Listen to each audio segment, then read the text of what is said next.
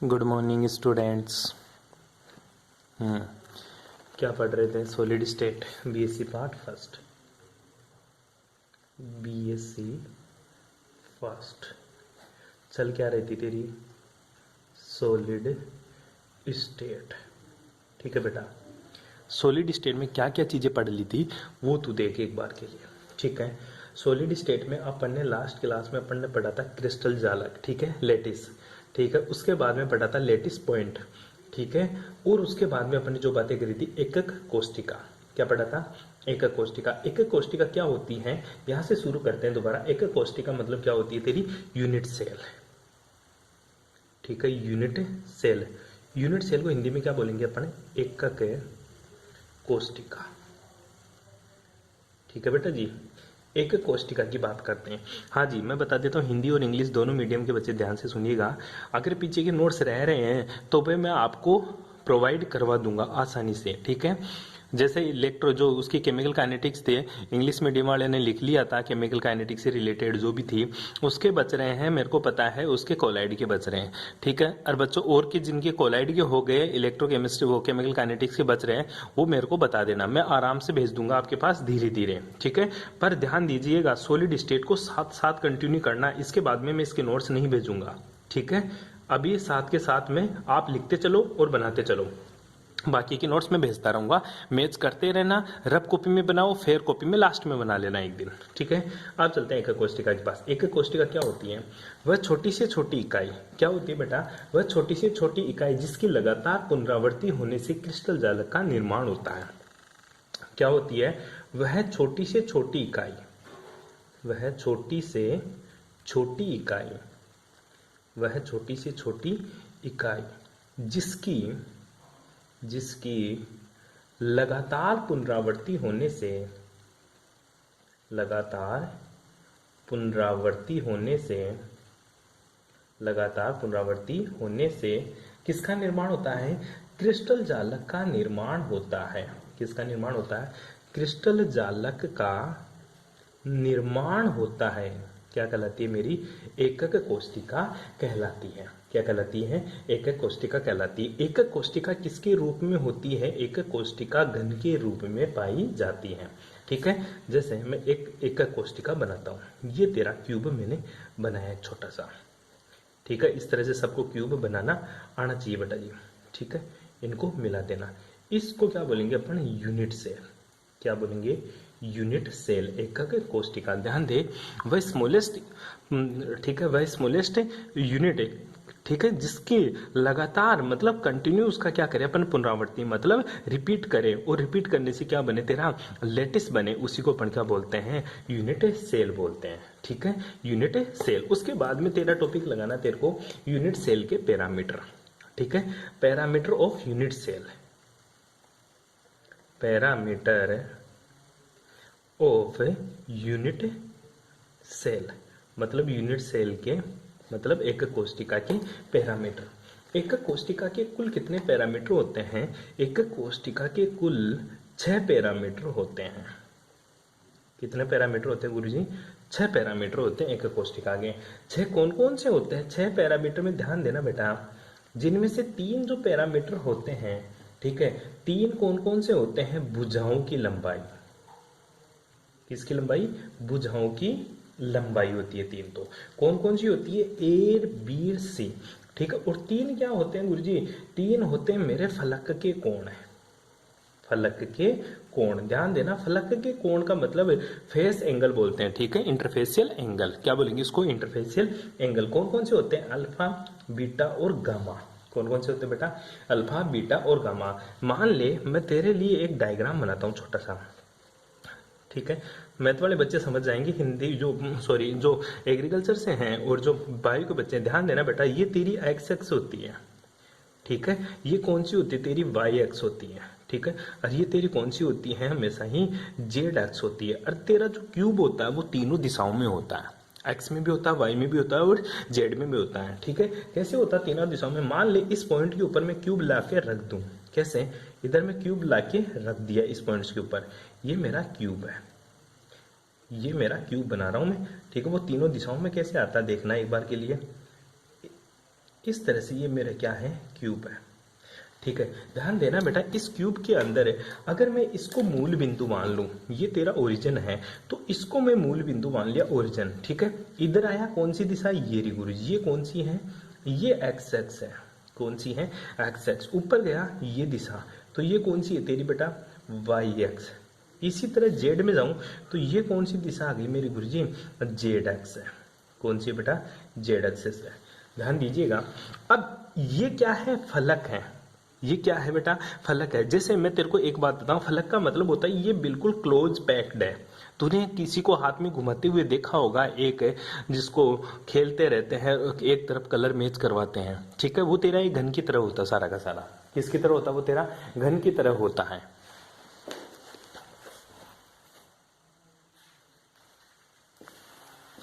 For example मैं एक बात कर रहा हूं तेरे को माचिस की डिब्बी से। ठीक है, माचिस की डिब्बी तूने देखा है हमेशा, ये तेरा घन है। क्या है बेटा, घन है। इस माचिस की डिब्बी को ध्यान से देख, ये घन कैसे है, इसका ये ऊपर वाला भी फलक है। ठीक है, ये ऊपर वाला क्या है, फलक है। फिर ये भी क्या आया, फलक है। फिर ये भी क्या है गुरुजी, फलक है। फिर ये क्या आया, फलक। कितने फलक है, 1 2 3 4। ठीक है, ये टोटल कितने फलक हो जाएंगे, 2 सामने के, 2 तो साइड के, अरे एक ऊपर का एक नीचे का, टोटल कितने फलक हो गए, 4। एक ये फलक है, अरे एक ये फलक, टोटल कितने फलक हो गए गुरुजी, 6 फलक हो गए। ठीक है, तो ध्यान दे, इसी तरह का ये तेरा घन है। इन फलकों की तरह ही क्या है, ये तेरा घन है। और घन का जो आकार आकृति है वो इसी तरह का होगा तेरा। ठीक है, जिस तरह का तेरा ये माचिस की डिब्बी है। इसको देख, माचिस की डिब्बी को ध्यान से। अब जो कोण होगा ना बेटा, कोण बता रहा हूं, जो पहला जो अल्फा कोण है अंदर का, ये अल्फा, ये 2 फलकों के बीच में, एक तो एक्स एक्स के ऊपर और दूसरा वाई एक्स के बीच में। ठीक है, इस फलकों का दो फलकों के द्वारा ये कोण बनाया गया। कौन सा फलक है, एक तो एक्स एक्स के समानांतर है, दूसरा किसके समानांतर है, वाई एक्स के समानांतर। इसी तरह एक कोण बनाया वाई एक्स के समानांतर है। ठीक है, और दूसरा जेड के लिए, जिसको अपन क्या बोलेंगे, बीटा। और तीसरा जो कोण रहेगा वो ये रहेगा, जिसको अपन क्या बोलेंगे, गामा। इस तरह से तेरे तीन फलक होते हैं। तीनों फलकों 6 फलक होते हैं, 6 फलकों में 3 इसके एंगल होते हैं, अल्फा, बीटा और गामा। ठीक है, भुजाएं कितनी हैं, 3 भुजाएं हैं। इसके बात करूं, ये अगर ये एक्स एक्स के ऊपर कौन सी भुजा है, एक्स एक्स के ऊपर जो भुजा की लंबाई है वो ए है, और वाई एक्स के ऊपर जो भुजा की लंबाई है वो बी है, तो जेड एक्स के ऊपर जो भुजा की लंबाई है वो क्या आएगी मेरी, सी है। इस तरह से एक घन के टोटल 6 पैरामीटर होते हैं, जिनमें 3 तो भुजाएं होती है और 3 क्या होते हैं, फलकों के ऊपर बने हुए कोण। 3 तो एजेज होती है, 3 एज लेंथ होती है, और 3 क्या होते हैं मेरे, 3 गुरुजी मेरे इंटरफेशियल एंगल होते हैं। Interfacial angle alpha, beta, gamma, edges length A B C होती है मेरी। बेटी चीज समझ में, अरे बेटी चीज समझ में। अब अपन एक घन के सममिति की बात करते हैं, घन की सममिति कि गुरुजी घन में होते क्या क्या चीज है। ठीक है, तो हेडिंग लगा ले बेटा, घन की सममिति। ठीक है, सिमेट्री इन क्यूब। ठीक है, सिमेट्री इन क्यूब। घन की क्या क्या सिमिति होती है वो देखते हैं। घन में, एक घन में क्या क्या चीजें होती है वो चीजें मैं आप लोगों को बताने जा रहा हूं। पहले सबसे पहले अपन घन बनाते हैं। ठीक है, घन बनाना सीख लेना। जिसको भी घन बनाने में प्रॉब्लम आ रही है वो इस तरह से मेरी तरह जुगाड़ टेक्नोलॉजी लगाकर घन बना सकता है, वो इस तरह से। ठीक है, कल का वीडियो जो था वो थोड़ा सा बोरिंग था, आज का वीडियो थोड़ा इंटरेस्टिंग होने वाला है, तो प्लीज थोड़ा सा कोऑपरेट करें। ठीक है, जैसे जैसे तुम कोऑपरेट करोगे मेरे को, वैसे वैसे मेरे को भी अच्छा लगेगा। ठीक है, अब देख बेटा, इस घन की बातें करते हैं। इस घन में क्या है, पहले मेरे को ये बता, इस घन में सेंटर कितने हैं। ठीक है, सेंटर का मतलब केंद्र। इस घन में गुरुजी किसी का भी देख ले, सेंटर हमेशा एक होता है। सेंटर कितने होते हैं, हमेशा ही एक होता है। इस घन के जो फेस है, ठीक है, इस घन की जो फेस है, ठीक है, वो कितने हैं। घन के टोटल फेस काउंट करवाए अभी माचिस की डिब्बी से। टोटल फेस कितना होता है गुरुजी, 1 2 3 4 5 और 6। टोटल फेस कितने हुए, 6 हो गए। ठीक है, अब मेरे को ये बताए, इस घन के जो कॉर्नर है, ठीक है, कितने हैं कॉर्नर। ठीक है, कॉर्नर मतलब कोने। कोने काउंट करें माचिस की डिब्बी के, गुरुजी ये देखो 4 तो इधर है और 4 ही इधर है। 1 2 3 4, 1 2 3 4, टोटल कोने कितने बेटा, 8 है। ठीक है, अब बताए इस घन के जो एजेज हैं, ठीक है, एजेज, ठीक है, वो एजेज कितनी है। एजेज मतलब इस घन के किनारे कितने हैं। ठीक है। किनारे टोटल काउंट करो बेटा, किनारे काउंट करता हूँ, सामने से काउंट कर, 4 किनारे तेरे को दिख गए होंगे, 1 2 3 4। इसके पीछे काउंट करेंगे 6 7 8 9, टोटल कितने किनारे दिख गए? 9। 10 11 12 13। अच्छा गुरुजी बहुत ज्यादा हो गए, तो 13 भी कोई किनारे होते क्या?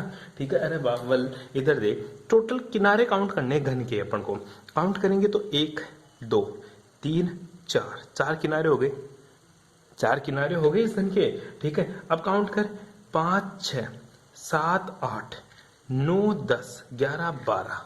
ठीक है, दोबारा काउंट करवाता हूँ तेरे को, 4 इधर किनारे, 4 इधर किनारे, ठीक है, 4 तो इधर किनारे, 4 इधर किनारे, टोटल कितने? 8। काउंट कर ले चाहे, 1 2 3 4 किनारे, इधर से 5 6 7 8 किनारे। ठीक है, अब साइड के किनारे काउंट कर ले, 8 के बाद में 9 10 11 12, टोटल कितने किनारे? 12 किनारे होते हैं। कितने किनारे होंगे टोटल? 12 किनारे होते हैं। बस ये याद रखना घन की सममिति में। आई बात समझ में? घन की सममिति में क्या याद रखेंगे? घन के टोटल किनारे कितने? 12। अब देख, सेंटर कितना? 1। ठीक है, अब सोच एक बार के लिए, मैं तेरे को एक छोटी सी बात सिखाता हूं। क्या सिखाता हूं? कि घन के किनारे कितना? 1 है, सॉरी कॉर्नर, तो सेंटर कितना? 1। घन में सेंटर कितना? 1 है। अगर इस सेंटर के ऊपर एक बॉल रख दूं तो ये बॉल क्या इसी घन में रहेगी या दूसरे घन में भी आएगी? सोचिए, माचिस की डिब्बी है, माचिस की डिब्बी के सेंटर में, मतलब माचिस को खोला मैंने और इसके अंदर कुछ बॉल रख दी, एक बॉल रख दी सेंटर में, बीचों बीच में। क्या वो बॉल इसी डिब्बी में रहेगी या बाहर आजू बाजू भी रहेगी? नहीं गुरुजी, इसी डिब्बी में रहेगी वो बॉल। किस में रहेगी? इसी डिब्बी में वो बॉल रहेगी। तो कहना क्या चाहता है, अगर जो क्यूब है, अगर क्यूब के सेंटर में अगर कोई पार्टिकल्स है, तो क्यूब के सेंटर में जो प्रेजेंट पार्टिकल है उसका पूरा का पूरा कंट्रीब्यूशन उस क्यूब में ही रहेगा। आई बात समझ में? कहना क्या चाहता हूं, अगर घन का जो केंद्र है, सेंटर 1 है, ठीक है, और एक ही सेंटर क्या होता है? एक ही घन में एक सेंटर होता है। तो अगर मैं पार्टिकल्स की बात करूं, ठीक है, अगर मैं पार्टिकल्स की बात करूं तो सेंटर में अगर मैंने एक पार्टिकल रखा तो वो पूरा का पूरा उस क्यूब में ही आ जाएगा। आई बात समझ में? अब बात करता हूं मैं, अगर मैं पार्टिकल रख दूं कहां के ऊपर? फेस के ऊपर। किसके ऊपर रख दूं? फेस के ऊपर। सोच, ये माचिस की डिब्बी है, तेरा रूम देख ले, तू तो रूम देख ले एक बार के लिए, तू जिस रूम में बैठा है उसी रूम को देख एक बार। ठीक है, देख, अब रूम में देखने पे पता चला, अगर रूम के बिल्कुल सेंटर में, सेंटर मतलब बिल्कुल बीचों बीच में, सेंटर में, ठीक है, रूम के बिल्कुल बीचों बीच सेंटर में अगर एक बॉल रख दे तू, तो बता वो बॉल कितने रूम में है? वो तो गुरुजी मेरे वाले रूम में ही होगी। अगर मेरे रूम के सेंटर में रख रहा है तो उस बॉल का कंट्रीब्यूशन पूरा का पूरा कहां होगा? केवल मेरे रूम में ही होगा। आई बात समझ में? इसलिए मैंने पार्टिकल्स का जो कंट्रीब्यूशन कितना होगा? 1 होगा, अगर सेंटर बिल्कुल क्यूब के सेंटर में रखा हुआ है तो। ठीक है, अब आजा, मैं बॉल है ना, जैसे तेरा मकान बन रहा था, सोच इस रूम में, तेरे रूम की जस्ट सामने वाली दीवार देख ले एक बार के लिए। हाँ, घन की सममिति की बात कर रहे थे। मैं बोल रहा था कि जो पार्टिकल्स है तेरा, वो कहाँ है पूरा का पूरा? अगर घन के सेंटर में हो। ठीक है, तो पहला पॉइंट तू लगा ले, क्या? अगर पार्टिकल्स है मेरा, जो मेरा पार्टिकल है वो पूरा का पूरा कहाँ पड़ा है? वो पूरा का पूरा पार्टिकल्स कहाँ है मेरा? घन के केंद्र में। तो लिख सकता तू, घन के केंद्र में उपस्थित कण का हिस्सा, घन के केंद्र में उपस्थित कण का हिस्सा कितना होगा? 100%। कितना होगा बेटा? 100%। अब दूसरी बात करते हैं किसके ऊपर? फलक के ऊपर। किसकी बात करते हैं? घन के फलक के ऊपर। तो देख, घन का कोना, कोने की बात कर ले या फलक की बात कर ले? फलक की बात करते हैं सबसे पहले। तो देख, अब जो घन का फलक है ना, जैसे एक बार के लिए सोच तेरा रूम है, ठीक है, अब इस रूम की तू तेरी दीवार देख, एक साइड वाली, वो दीवार क्या है? दूसरे रूम में भी कॉमन है। ठीक है, मतलब दोनों रूम में एक दीवार क्या है? कॉमन है। अब सोच, जब ये दीवार बन रही थी उसी टाइम पे मैंने इस दीवार में एक बॉल लगा दी बड़ी सारी। ठीक है, तो वो दीवार दोनों रूम में क्या आएगी? गुरुजी आधी आधी आएगी, मतलब आधी इस रूम में आएगी तो आधी दूसरे रूम में आएगी। यही बात क्या होती है? अपने घन के लिए होती है। क्या बात होती है? अगर घन का, क्या बेटा? घन का एक फलक, घन का एक फलक है, दो घनों में, घन का एक फलक दो घनों में क्या होता है, उभयनिष्ठ होता है। घन का एक फलक दो घनों में क्या होता है, उभयनिष्ठ होता है, मतलब कॉमन होता है तेरा। ठीक है, तो फलक पर उपस्थित कण का हिस्सा कितना आएगा तेरे रूम में, कण का हिस्सा। तो बोलेगा गुरुजी मेरे में तो वो बोल आधी दिखाई दे रही है, तो कितना आएगा हिस्सा गुरुजी, 1/2 आएगा। कितना आएगा, 1/2 हिस्सा मेरे रूम में आएगा उस घन का हिस्सा। ठीक है, तीसरी जो बात करते हैं अपन कॉर्नर की, मतलब इसमें जो पार्टिकल्स आएगा वो कितना आएगा गुरुजी, 1/2। अगर 6 फलक है मेरे पास, कितने फलक है, एक फलक से कितना आएगा तेरे पास, 1/2, और टोटल फलक कितने हैं, 6, तो 6 से गुणा करके कितने पार्टिकल्स आएंगे गुरुजी, 3 पार्टिकल्स आएंगे। ठीक है, मैं एक दीवार की बात करूंगा, तो एक दीवार की बात करता हूं तो बेटा 1/2 आता है। तेरे पास टोटल दीवार कितनी है, 6 है, तो देख ले तेरे रूम में खुद में कितने फलक है, टोटल 6 फलक है। कितने फलक है, 6, 4 तो तेरी दीवार है और एक नीचे का फर्श है और एक ऊपर की तेरी छत है। टोटल कितने फलक हो गए, 6, और 6 में से 1 से 1/2 आ रहा, तो टोटल कितने आ गए तेरे रूम में, 3 आ गए। कितने आ गए, 3। अब कॉर्नर की बात कर ले थोड़ा सा। अब कोने कितने तेरे रूम में, बेटा तभी समझ पाएगा जब तू रूम में बैठा रहेगा। कहीं आसमान के नीचे बैठा है तो बिल्कुल भी समझ में नहीं आएगा। ठीक है, तो देख ले तेरे रूम में कोने काउंट कर, तू कितने हैं पहले कर ले आराम से। 8 कोने हैं। कितने हैं, 8। टोटल कितने कोने हैं बेटा, 8। अब सोच इस कोने के अंदर ये कोना कितने कोणों में, कितने रूम में उभयनिष्ठ है, ये बता। एक कोना, यही कोना कितने रूम में उभयनिष्ठ है, सोच एक बार के लिए। तो बोलेगा गुरुजी एक तो मेरा रूम और एक मेरे पास वाला का रूम, उन दोनों के लिए कोना एक ही है। बिल्कुल सही बात है, लेकिन सोच बेटा इस रूम के 4 रूम बना दूं, इस रूम से जोड़ के, एक तेरे जस्ट पीछे वाले, एक तेरे साइड वाले, और एक उस पीछे वाले रूम के साइड में। ठीक है, तो नीचे 4 कोना बना दिया। ऊपर का कोना देख ले तू।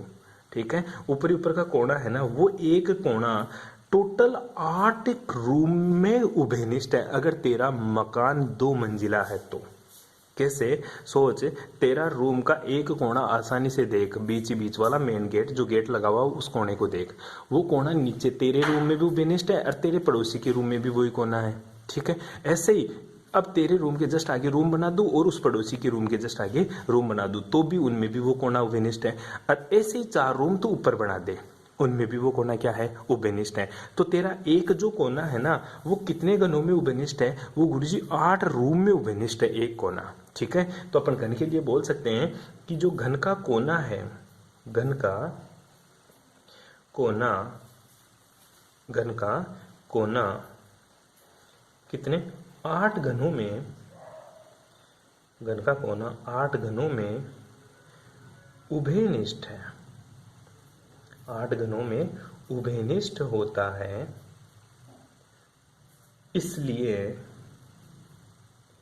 इसलिए कोनों पर उपस्थित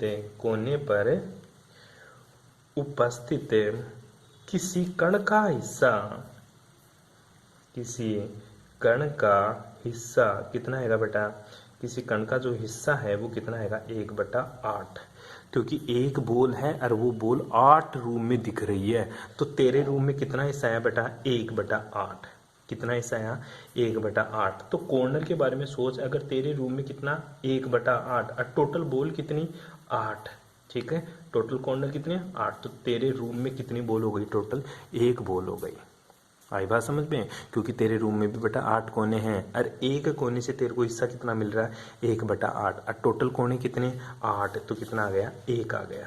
कितना आ गया बेटा, 1 आ गया। अब एजेज की बात करते हैं। अब किसकी बात करते हैं, एजेज की। तेरा किनारा देख ले, अब तू जो मेन गेट लगा हुआ है, तेरा गेट लगा हुआ है, इस गेट का किनारा देख, ये किनारा कितने, ये किनारा है ना, ये तेरा जो किनारा दिख रहा है, ये किनारा कितने घनों में उभयनिष्ठ है, कितने रूम में यही किनारा होगा। सिंपल सी बात है गुरुजी, 4। मतलब सोच ले, तेरा रूम, तेरा पड़ोसी का रूम, तेरे जस्ट आगे वाला रूम और पड़ोसी के जस्ट आगे वाला रूम, उन चारों रूम के लिए वो एक कोना क्या रहेगा, उभयनिष्ठ रहेगा। वो किनारा क्या रहेगा, उभयनिष्ठ रहेगा। ध्यान दे दे, ये जो किनारा है, किनारा कोने की बात नहीं कर रहा, किनारे की बात कर रहा हूं। ये किनारा 4 घनों में क्या है, उभयनिष्ठ है। कितने घनों में? 4 घनों में क्या है? उभयनिष्ठ है। तो घन का एक किनारा 4 घनों में क्या होता है? उभयनिष्ठ होता है। ठीक है, तो तेरे रूम में कितना आया?